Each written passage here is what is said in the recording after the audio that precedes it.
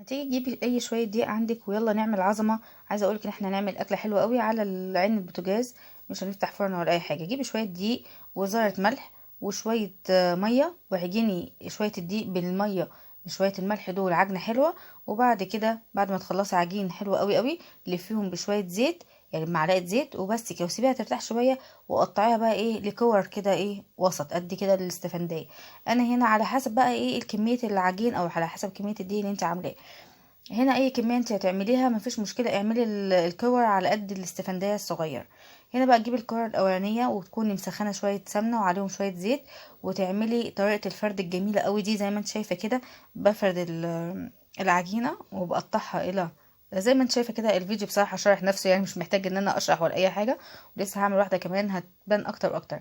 المهم كل واحده كور هتعمليها كده هتحطيها على جنب، وتفتحي واحده تانية وتفرديها نفس الفرده. اهم حاجه ان انتي تفردي من جوه لبره زي ما انت شايفه كده.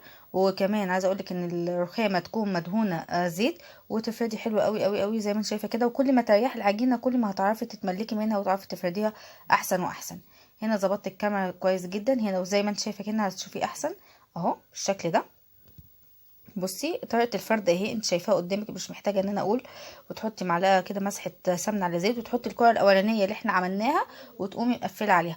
عايزه اقول لك بقى عدد الكور دي ترجع لك انت. عايز تعملي الفطيره يعني صغيره اعمليهم اتنين تلاته، عايز تعملي اكبر اعملي تلات كور جوا بعض، اربع كور جوا بعض. عايز تعملي فطيره كبيره اعملي قد ستة سبعة جوا بعض، دي بتاعتك انت بقى.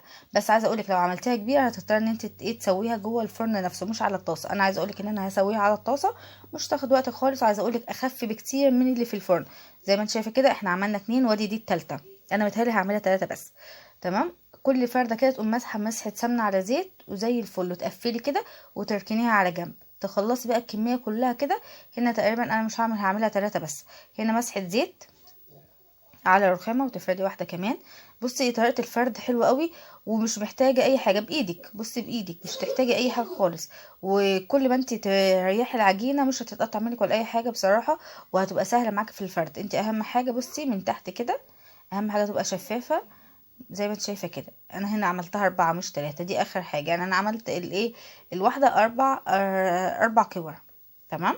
هنا بقى زي ما انت شايفه كده هعملها بالشكل ده. هكمل بقى الكميه كلها ويلا بينا هنسويها بطريقه حلوه قوي. عايزه اقول لك بجد هتطلع حلوه قوي قوي قوي. شويه دقيق وشويه ميه وشويه ملح، يعني ذره ملح بس. وشويه اي يعني يا دوبك ما خدوش والله سمنه كتير، كوبايه سمنه كده وزي الفل. عايزه اقول لك في الوقت ده انا عملت ما شاء الله كميه هتشوفها في الاخر الفيديو. بصي بقى من غير ما تحطي سمنه ولا اي حاجه. انت هتنزلي العجينه على الطاسه كده على الصينيه زي ما انت شايفه كده، وتقلبي شمال ويمين وتغطيها عشان تستوي. هي كده كده حتى لو ما غطيتهاش هتستوي، بس يعني عشان ضمان يعني. بصراحه زي الفل زي ما انت شايفه كده. وبتغطيها اول ما تطلع يعني تغطيهم. وبعد كده بصي بقى الشكل. بصي انا بقى كنت محضره العسل بالطحينه والجبنه القديمه. عايزه اقول لك كانت رهيبه بجد، كانت فوق الخيال.